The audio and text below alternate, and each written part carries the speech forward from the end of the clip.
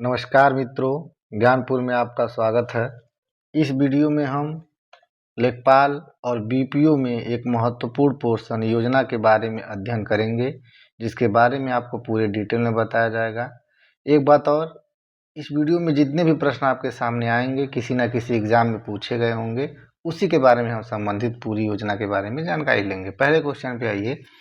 पहला क्वेश्चन है, सांसदों द्वारा गांवों को गोद लेने से संबंधित एक योजना SAGY शुरू की गई थी। इसमें SAGY में ए का अर्थ क्या है? ए का मतलब अपना है, ए का मतलब आदर्श, अनुभव या फिर आत्मनिर्भर। तो याद रखिएगा, इसमें ए का मतलब है आपका आदर्श। इसका क्या मतलब हुआ? SAGY का मतलब तो सांसद आदर्श ग्राम योजना। आइए देखते हैं उसके बारे में हम लोग पूरा डिटेल। तो याद रखिएगा, जो सांसद आदर्श ग्राम योजना है, अगर पूछा जाए कि इसकी शुरुआत कब हुई तो 11 अक्टूबर 2014 में इसकी शुरुआत हुई थी। जिसका उद्देश्य क्या है? चिन्हित ग्राम पंचायतों के समग्र विकास में मददगार प्रक्रियाओं में तेजी लाना। कैसे लेके आया जाएगा, इसके लिए हम प्रमुख तथ्यों पर ध्यान देते हैं। तो इस योजना के तहत प्रत्येक सांसद द्वारा 2019 तक 3 गांवों में भौतिक तथा संस्थागत बुनियादी ढांचे के विकास की जिम्मेदारी ली गई है। वर्ष 2024 तक इन सांसदों द्वारा कुल 8 गांवों का विकास करना है। यानी जो सांसद हैं किसी न किसी गांव को गोद लेंगे और विकास करेंगे। यहाँ ये बात ध्यान देने लायक ये है कि जो सांसद को फंडिंग मिलेगी वो अपने ही पैसे से करेंगे, सरकार की तरफ से इसमें पैसा नहीं दिया जाता है। इसी क्रम में आगे जो प्रधानमंत्री नरेंद्र मोदी हैं, उत्तर प्रदेश के वाराणसी जिले में स्थित जयापुर गांव को सांसद आदर्श ग्राम योजना के तहत गोद लिया। इसके अलावा उन्होंने नागेपुर, ककरिया, डोमरी, पूरे बरियार और परमपुर गांव को भी गोद लिया। बात है यूपी की, तो आते हैं उत्तर प्रदेश में। 2015 में उत्तर प्रदेश के मुख्यमंत्री तत्कालीन सांसद योगी आदित्यनाथ ने जंगल और रही जो गोरखपुर में स्थित है उसको गोद लिया था और उसके बाद उसकी विकास हुई। बाकी जो विकास हुआ वो बात की बात है। चलिए आते हैं अगले क्वेश्चन पे। अगला है कि प्रधानमंत्री फसल बीमा योजना निम्नलिखित में से किन्हें बीमा संरक्षण प्रदान करता है? केवल रबी फसलें या फिर केवल खरीफ फसलें, रबी तथा खरीफ फसलें दोनों, और न तो रबी और न ही खरीफ। तो जो प्रधानमंत्री फसल बीमा योजना है वो आपको रबी तथा खरीफ दोनों फसलों पर रक्षण प्रदान करता है। अब ये प्रधानमंत्री फसल बीमा योजना क्या है, आइए देखते हैं इसके बारे में पूरा डिटेल में। तो सबसे पहली बात कि जो प्रधानमंत्री फसल बीमा योजना है इसकी शुरुआत कब की गई है? तो 18 फरवरी 2016 को इसकी शुरुआत हुई है। दूसरी बात, शुरुआत किस स्थान से हुई है? तो स्थान का नाम है सीहोर, जो मध्य प्रदेश में है। और किसने किया? तो प्रधानमंत्री नरेंद्र मोदी ने किया। किसका उद्घाटन? तो प्रधानमंत्री फसल बीमा योजना के बारे में। प्रधानमंत्री फसल बीमा योजना का उद्देश्य क्या है? तो याद रखिएगा, किसानों को कम लागत पर फसल बीमा उपलब्ध कराना और उन्हें प्रतिकूल मौसम से बचाना तथा दावों का शीघ्र निपटान सुनिश्चित करना। इसका मतलब ये है कि जो भी आपका नुकसान हुआ है उसका शीघ्र ही निपटान हो जाए, तुरंत ही आपके अकाउंट में पैसे आ सकें। अच्छा, प्रधानमंत्री फसल बीमा योजना का मंत्रालय क्या है, किस मंत्रालय के अंतर्गत है? तो कृषि एवं किसान मंत्रालय। प्रधानमंत्री फसल बीमा योजना के तहत 2024-25 में कितना बजट रखा गया है? तो याद रखिएगा 14,600 करोड़ रुपए। एक एक बात को ध्यान से देखिएगा, आपके एग्जाम में योजना से पूरे डिटेल में प्रश्न आने वाले हैं। आपने पिछला लेखपाल का पेपर देखा होगा कि आपको डेट और उद्देश्य याद करने से कुछ नहीं होने वाला है। जब तक आप योजना को बारीक से देखेंगे नहीं, तब तक आप एग्जाम में डरते हुए पहुंचेंगे। चलिए प्रमुख तथ्यों पे ध्यान देते हैं प्रधानमंत्री फसल बीमा योजना के बारे में। जो खरीफ की फसल है, जो सभी खाद्यान्न फसल हैं, तिलहन फसलें जैसे सभी मोटे अनाज, ज्वार, दलहन, तिलहन फसलें, बीमित राशि इनकी कितनी है? तो 2% है, अथवा बीमांकन दर जो भी कम हो। यानी कुल मिला जुला के बात यह है, जो खरीफ पे आपका बीमित राशि होगा वो कितना रहेगा? पूरे का 2% रहेगा। रबी की बात करते हैं, जैसे क्या क्या? सभी खाद्यान्न या तिलहन फसलें, सभी मोटे अनाज जैसे ज्वार, दलहन तिलहन फसलें बीमित राशि 1.5% है, यानी 1.5%, यानी रबी पे बीमित राशि कितनी हो जाएगी आपकी 1.5%।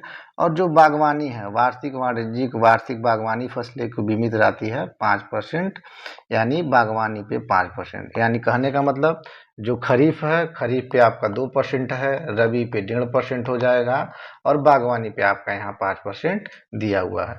कैसे कैसे मिलेगा जोखिम कवरेज? तो इस योजना के तहत स्थानीय स्तर पर ओलावृष्टि हो जाए, या भूस्खलन हो जाए, या बाढ़ आ जाए, या राष्ट्रीय स्तर पे तूफान आता है, या बेमौसम बारिश के कारण जो भी फसल नुकसान पर किसानों को बीमा दावे के भुगतान का प्रावधान है। यानी अगर ये ओलावृष्टि हो, भूस्खलन हो, बाढ़ हो, अगर ऐसे कुछ आ जाता है तो आप बीमा का प्रावधान कर सकते हैं। इसके अलावा अगर फसल कट गई हो और 14 दिन तक यदि फसल खेत में है तथा इसके दौरान कोई आपदा आ जाती है, तो उससे हुई क्षति के लिए भी दावा किया जा सकता है और किसानों को राशि प्राप्त हो सकती है। यानी फसल कटने के 14 दिन के अंदर आपको फसल अपने वहाँ से खेत से हटा लेना है। अगर 14 दिन के अंदर भी कोई फसल में कोई आपदा आ जाती है तो भी आपको बीमित राशि मिल सकती है। चलिए अगले क्वेश्चन पे आते हैं, यानी तीसरा क्वेश्चन है। ध्यान से देखिएगा, तीसरा क्वेश्चन लिखा है कि भारत सरकार ने आयुष्मान कार्ड योजना,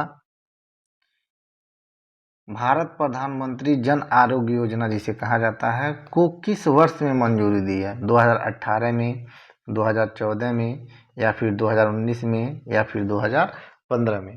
तो आपको बताना है जो आयुष्मान भारत प्रधानमंत्री योजना है उसको भारत सरकार ने कब मंजूरी दी है। तो याद रखिएगा, इसको भारत सरकार ने मंजूरी दी 2018 में। 2018 में इसको मंजूरी दी गई थी।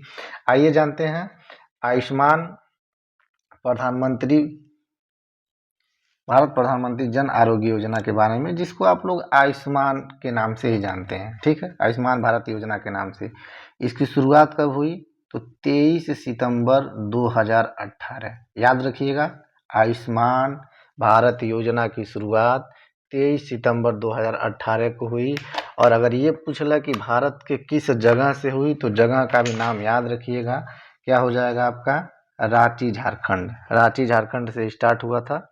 ठीक है, बात करते हैं इसके उद्देश्य के बारे में, यानी इसका उद्देश्य क्या था आयुष्मान भारत योजना का। इस योजना के अंतर्गत समाज के गरीब एवं कमजोर वर्गों के लोगों को द्वितीयक तथा तृतीयक स्तर की देखभाल हेतु अस्पतालों में भर्ती के लिए प्रति परिवार प्रति वर्ष 5 लाख रुपए, इस पे ध्यान देना है, 5 लाख रुपए तक का स्वास्थ्य बीमा प्रदान करना है।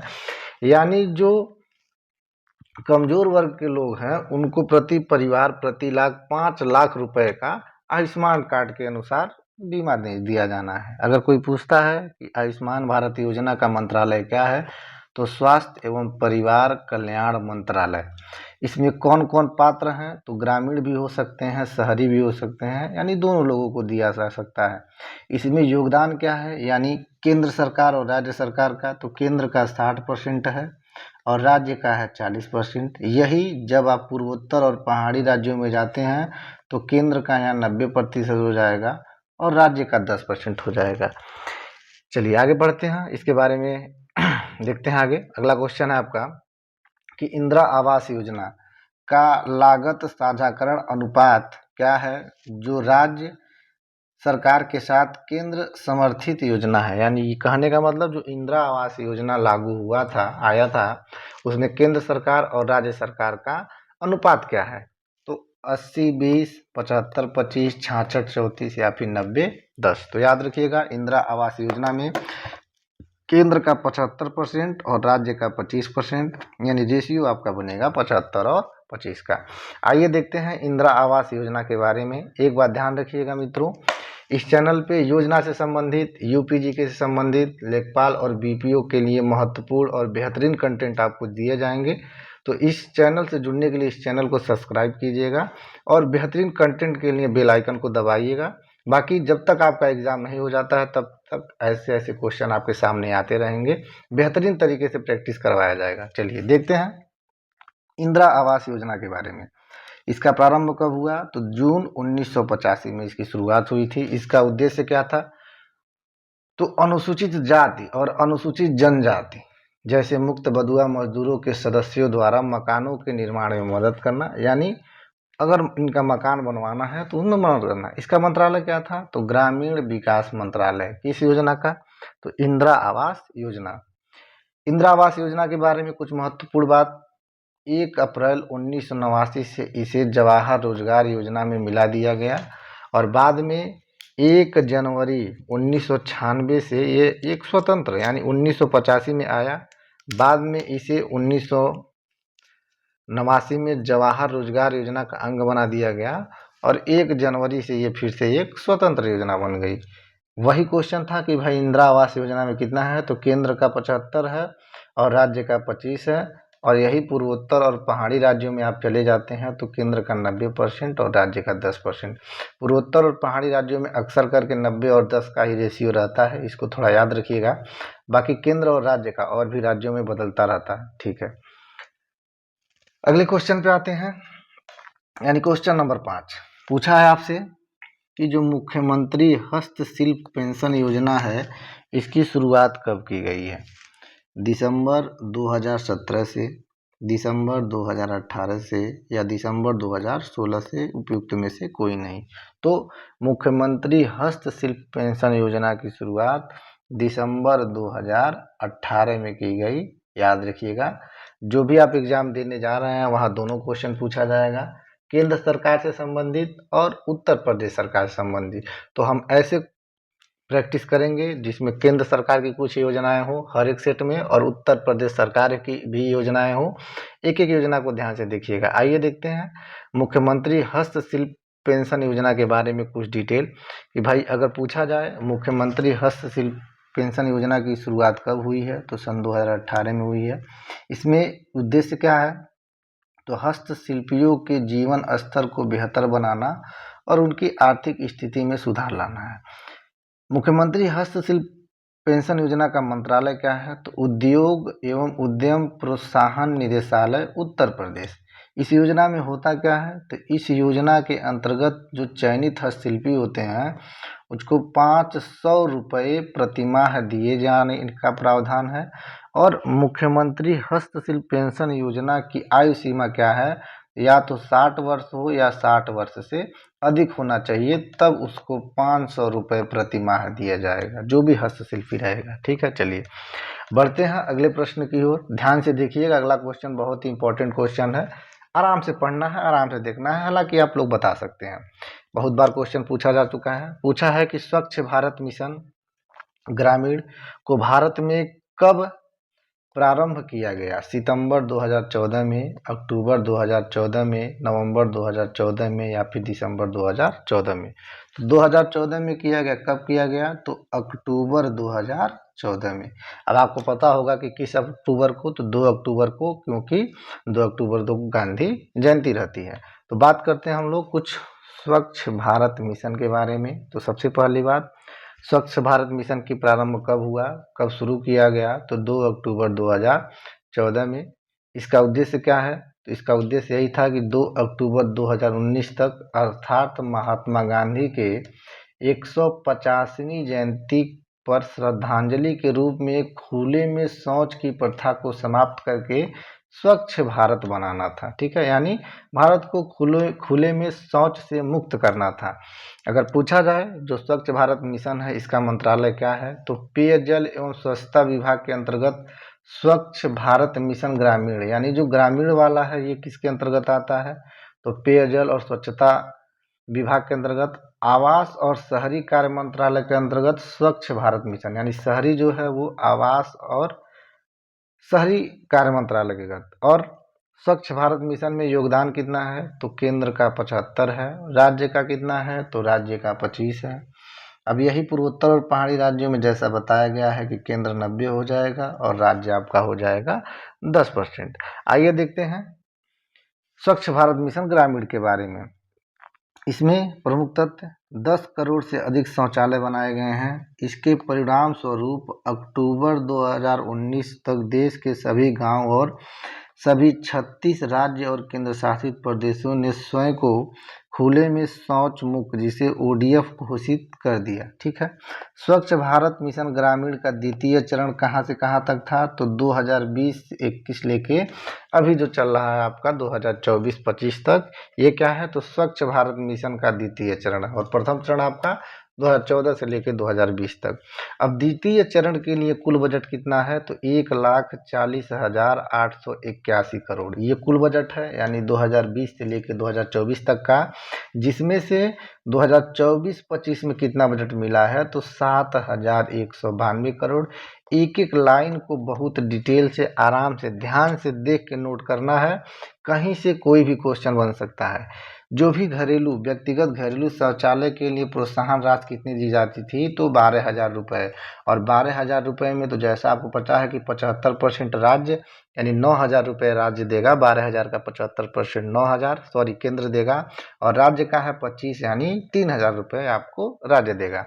पूर्वोत्तर राज्य में वही 90% यानी 10,800 रुपये, और 10% यानी 1,200 रुपये आपको राज्य देगा, और 10,800 रुपये केंद्र सरकार देगा शौचालय बनवाने के लिए। चलिए अगले प्रश्न पे आते हैं, यानी 7 नंबर क्वेश्चन है। ध्यान से 7 नंबर क्वेश्चन देखना है। पूछा है आपसे प्रधानमंत्री मुद्रा योजना।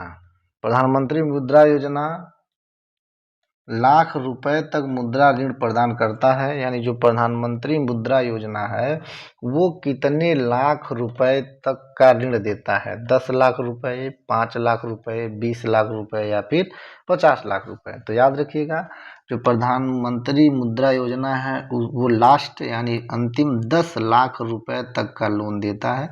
आइए बात करते हैं प्रधानमंत्री मुद्रा योजना के बारे में। तो सबसे पहले मुद्रा का फुल फॉर्म क्या होगा? तो micro unit development and refinance agency, जिसका प्रारंभ कब हुआ? तो 8 अप्रैल 2015 को हुआ प्रधानमंत्री मुद्रा योजना। इसका उद्देश्य क्या है? तो देश में छोटे और मध्यम आकार के उद्योगों की वित्तीय आवश्यकता को पूरा करना। और इसमें कौन कौन सी संस्था ऋण देती है? तो वाणिज्यिक बैंक, RRB, लघु वित्त बैंक, MFI या NBFC, ये सब बैंक हैं। कितने लाख रुपए तक का? जैसा क्वेश्चन में आपसे पूछा था, प्रधानमंत्री मुद्रा योजना 10 लाख रुपए तक का मुद्रा ऋण देती है, जिसमें 3 प्रकार के आपके हैं, 1, 2 और 3। क्या क्या है? तो जो शिशु उद्योग है, इसे शिशु ऋण कह सकते हैं, उसमें कितना मिलता है? तो 50,000 रुपये तक का लोन मिलता है। किशोर उद्योग में तो 50,000 से 5 लाख रुपए, और तरुण में आपको 5 लाख से लास्ट 10 लाख रुपए तक का लोन दिया जाता है प्रधानमंत्री मुद्रा योजना में। अगले क्वेश्चन पे आइए, और अगले क्वेश्चन पे आने से पहले ध्यान से देखिएगा, इस वीडियो में चाहे आगे भी जो ये प्रैक्टिस चल रहा है, ऐसे ही मजेदार क्वेश्चन आपके सामने आएंगे। किसी भी एग्जाम में क्वेश्चन पूछा हो वो आपके सामने आएगा, तब आपको ऐसा आइडिया लगेगा कि योजना से कैसे प्रश्न पूछे जाते हैं और आगे आपके एग्जाम में योजना से कैसे प्रश्न आ सकते हैं। एक बात याद रखिएगा, लेखपाल और BPO के एग्जाम में योजना बहुत ही महत्वपूर्ण पोर्शन है, तो इसको बहुत ही ध्यान से और बहुत ही इत्मीनान से लिखना है, देखना है।